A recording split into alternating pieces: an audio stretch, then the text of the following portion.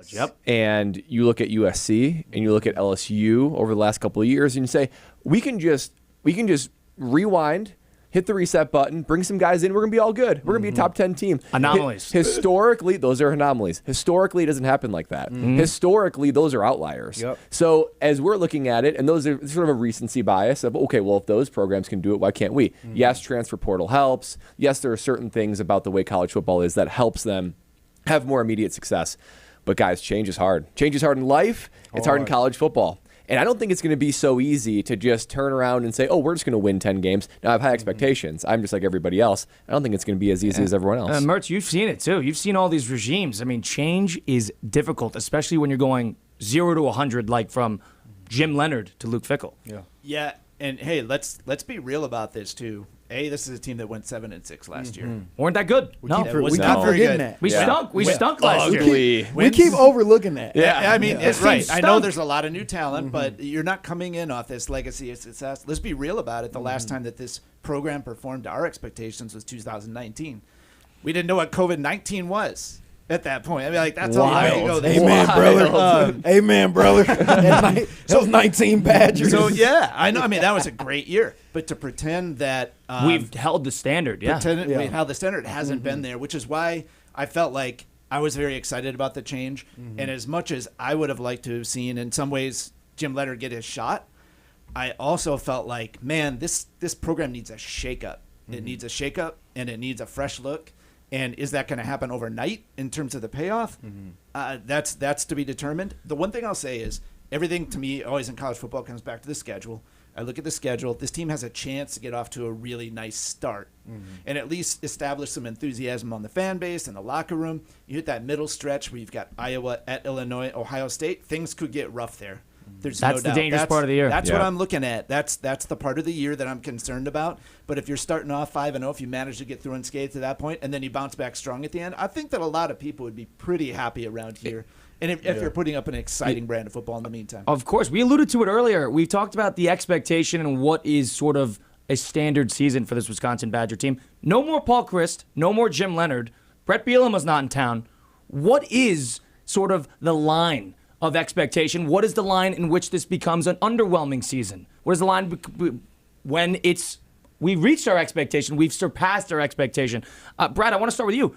What is the level of good that this team needs to be to sort of reach what we're expecting? I think 9 wins or better reaches or starts to exceed my expectations. 8 or less, I start to look at and say, you know what? I think for where the talent is, for how the schedule plays out, underachieved a little bit. Guys, the Badgers were awful last year. Terrible. Awful. And we won 6 games. So that should be like the program's bedrock low. We should never lose. We should never win less than 6 games. We should always have that. I don't think this team should lose 4 games this year. I think I'm going to go up to 4. I think winning 8, I think that's an underwhelming year. But continue. Yeah, I agree. Yeah. So if it's 8 or less, I think it's underwhelming. 9 or more, 9, 10, it starts to beat expectations in a good place. And I mean, what I would like to know though, so you had your 2019 year. I had years that were 2010, 2011. But I mean, most years, the Badgers fall somewhere between 8 and 10 wins. It takes a 10, 11, 12 year to be really, really special to where, oh, yeah, I remember that year. So if you're finishing with 8, 9 wins, that's kind of historical Badger football, at least over the last 20-plus years anyway. Yeah. We're not expecting that, though. I think we're expecting something more. I think with Luke Fickell coming into town, a guy who's been to the college football playoff, him getting one of the better offensive coordinators in the country, getting a bunch of quarterbacks, getting a ton of big-time transfers, and now having a big-time recruiting class, the standards changed. Yeah. Well, what's it for you? Let's call it like we see it. I think 10 wins. 10 wins is expectation. I think I think 10. I'd be happy with 10 wins. There's a level of I'd be happy with it, but I also expect that. I think with the schedule we have this year, we have Ohio State at home. Ohio State, in my eyes, I have kind of a philosophy about Ohio State. They always get quarterbacks for 2 years. The first year is when they're beatable. The first year is when they're beatable. The second year is when everything tightens up. C.J. Stroud had a couple bad games. I mean, Justin Fields in his first game had that terrible loss to Purdue. Their first year with a new quarterback is when they're at their most vulnerable. We got them at home. We got them at a night game. Chances are college game day is coming to town. Halloween. 10 wins. We got a new quarterback too, man. 10. We're at home. What a huge improvement. 10 wins. That's a big improvement. 10 wins. 10 wins is the expectation for me this season. I like that. You like 10 wins? Here's my thing. I'm kind of between you two. I expect 10 wins with all the hype, all of the stars that we have on paper, how this team looks as far as talent. 10 wins should be the expectation. But I think I'm going to go with Brad. I'm going to go with 9 wins, 9 and above. The players are turning against me. I got no stance to my argument at this point. We should have 9 and above because the main reason is this. You won 6 games last year, excluding the bowl game. You went 6-6.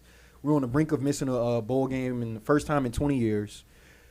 A lot of this roster is the exact same. We filled it with some talent, true. You got a new coach coming in. I feel like that should push your hump those 3 or 4 games to get That's to what 10, she said. 9 to 10. Well played. To get to 9 to 10 wins.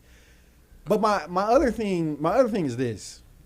When we're talking about this team and, thinking back through my years and just historically how Wisconsin is, I think the best team that I ever played with was our 2017 team, actually. Really? Yeah, we went 12-0. Yeah. We went undefeated in the I regular remember. season.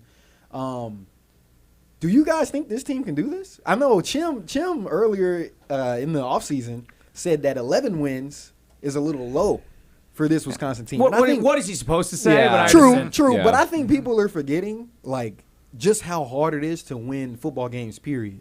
Football Week by games, week. period. Week by week. Football games, period. Even on paper, a team you're supposed to steamroll over, you got to go do it. Like, people forget that the game isn't played on paper.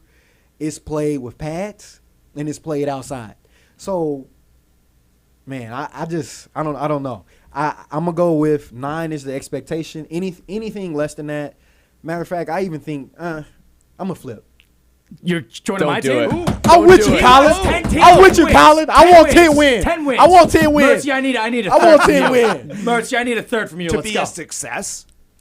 To be success. What's We the went- happy expectation? We've gone 10-2 with all these other coaches. We won 9 games with all these other coaches. Oh, I absolutely Let agree. me see. No, to be a success, 10 wins. 10 wins. Let's go. 9 to me would be, with this schedule, meeting expectations.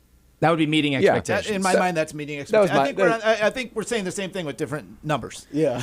Yeah. Well, and what about how those losses are? Does that matter? Yes, Because Ohio absolutely. State, we got Yeah. absolutely Illinois. steamrolled. Yes. Steamrolled. So Right. if we're losing by 7 points and Yes. we're in it in the fourth quarter, that matters too. Yes. Right? So it's like, Yes. okay, we might not have won. Let's say we lost 3. Let's say we lost 2, right, to a 9. We say, well, we're right there. We're on the For sure. doorstep. So For sure. how they look matters in those games too. For sure. So, the one thing that stands out to me, though, about this year where I do feel like there is some pressure, not that there's not success lying ahead in this regime, but this is the last year with getting to kick around the Big Ten West.